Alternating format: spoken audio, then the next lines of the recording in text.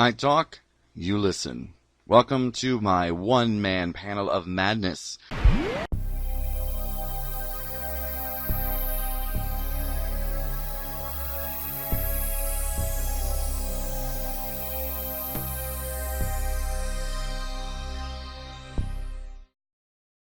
Hi everyone, this is Dr. Jiahu and welcome back. So, alright, Dracula, BBC's rendition by Doctor Who.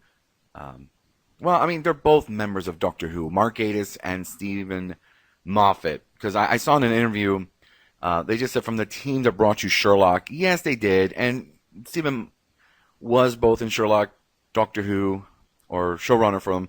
But so was Mark. Mark Gatiss did some really good stories as well. So I like to say from the team that brought you Sherlock and Doctor Who. But whatever, that's just my opinion. Anyways, yes, great 3-part series. I even noticed on Twitter that the King of Horror, if you consider him to be the King of Horror, although his name implies it, Stephen King, actually tweeted about how bloody good it was, both in the sense of it's bloody and it was good. It was a new rendition. And, every few generations or every few years, we get a new Dracula. Like, I remember back in the day, oh my goodness, I just said that. Back in the day, sitting here in my rocking chair as I look back, there was a movie called Dracula 2000. And I thought it was the worst title ever. Dracula 2000? What's that? But then when you really think about it, if you're a fan of the Hammer horror movies, especially the Christopher Lee movies, there was a Dracula 1972 AD, which I think they made reference to in the third part, episode 3. And I won't go into too much detail, just in case you haven't seen it, but I will just do a general review. I really enjoyed all of the episodes. Episode 1 was very good in setting up the story that we know about Dracula, but a lot closer to the book, A lot of times when people think of Dracula, immediately we think of either Christopher Lee, which is great, or Bela Lugosi, which is awesome as well. But I think Bram Stoker's Dracula, the movie that was produced and directed by Francis Ford Coppola, was a lot truer to the book. In the beginning, Dracula is actually an old man, actually very feeble. And when Jonathan Harker really comes to meet him, he doesn't really think that this man could be the Dark Prince, or a vampire or anything like that. It just doesn't happen. So part 1 really brings the story that we know with a bit of a twist, Sister Agatha.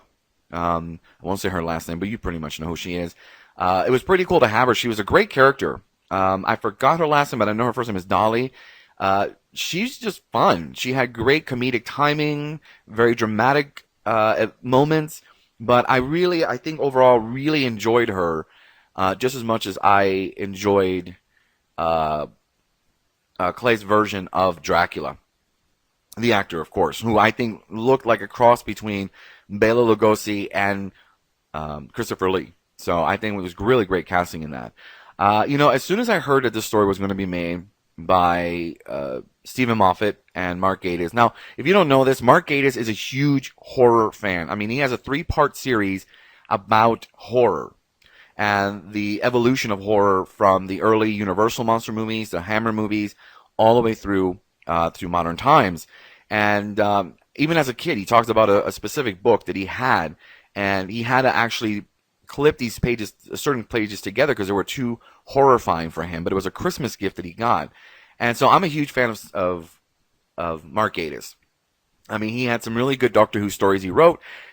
One in specific I'm thinking about wasn't as good, but mostly all of his stories have been really good. And as an actor too, a performer, I really like the last episode for the Peter Capaldi era, which was Twice Upon a Time. His character just broke my heart. I love this portrayal of that character. And just in case people haven't seen it, okay, he's a Lethbridge Stewart. Anyways, yeah, and of course he does make a cameo in part 3. That's not a bit of a spoiler. I don't think so. Anyways, I love to see him as the sort of a modern Renfield, which was great. But Stephen Moffat, also one of my favorite writers for Doctor Who and showrunners.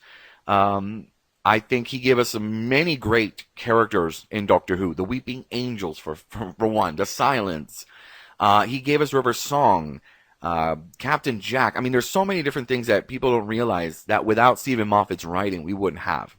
But I loved how he gave us also the 12th Doctor, which happens to be my personal favorite in a way, I guess. Yeah. Anyways, so yeah, it was actually very fun for him to bring this back. And I remember it was a convention.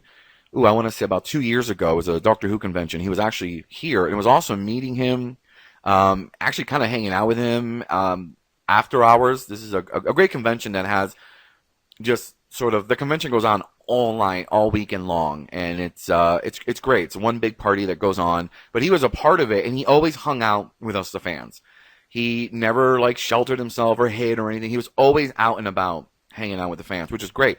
But he did talk a lot about Dracula, and I was very excited. I was even excited to learn that it was going to be out this soon in January. So I think part two also had a great element. So it's almost like three different separate stories. Part one sets it up. Part two, now we're on the Demeter. And I was always trying to figure out, because the first part, I'm like, where's the Demeter? Like, where, how's he getting to the new world? And so it was really cool. Of course, it has Sacha Dhawan, who is the Master now on Doctor Who, which is great to have him in two really cool shows, two things that I really love.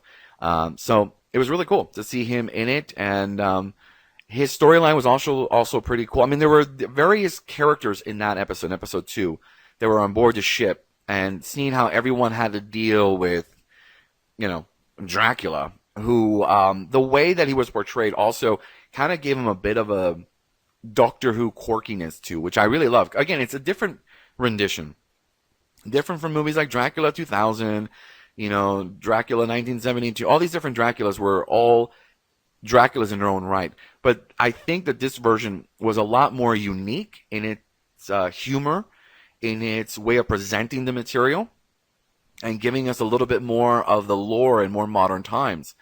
And so definitely episode two, the whole thing on the ship was great. I thought about, well, how are they doing a whole episode on board a ship? It's going to get boring. There's only so many places you can go.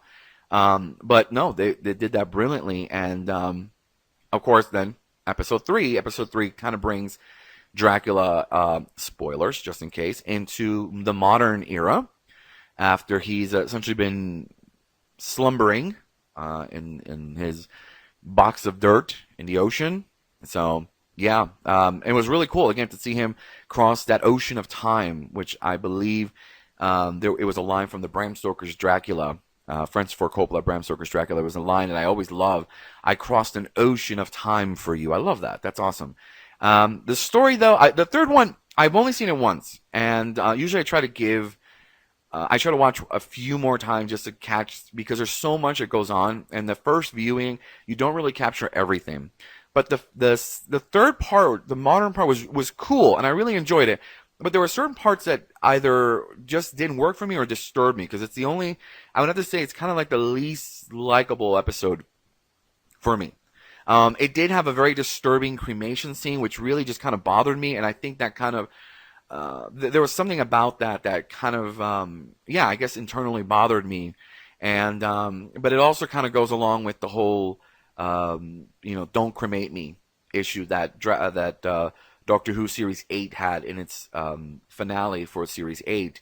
And but other than that, there was just parts where, Dracula's in this new environment, and there's, tablets and Wi-Fi code. It's great, The fact that he can absorb the information that people have in their blood. And it's very scientific, though, because it's funny. I was just watching another show.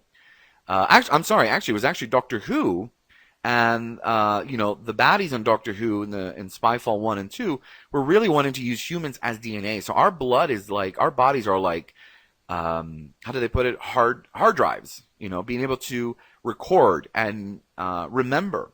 So it's fun that Dracula also had that same ability to drink someone's blood and know everything that person knows, all the accumulated knowledge, which is great. I love that. That's great, because you think, how does Dracula know these things? It's because he absorbs it from his victims. And it was really beautiful. I think the third story was a lot more of a love story, really. And it even ends in a bit of, I guess you could say, a bit of a love story.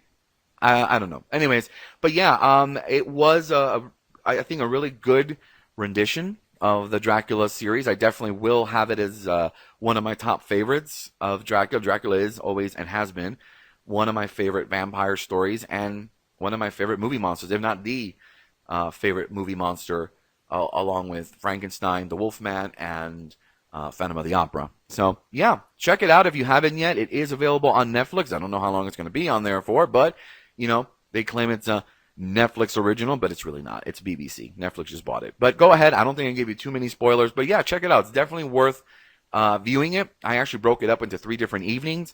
So, because each episode, like Sherlock, is like a movie in itself. So, definitely check it out. And we'll see what else we've got coming up to review. A lot more fun stuff this January. So, stay.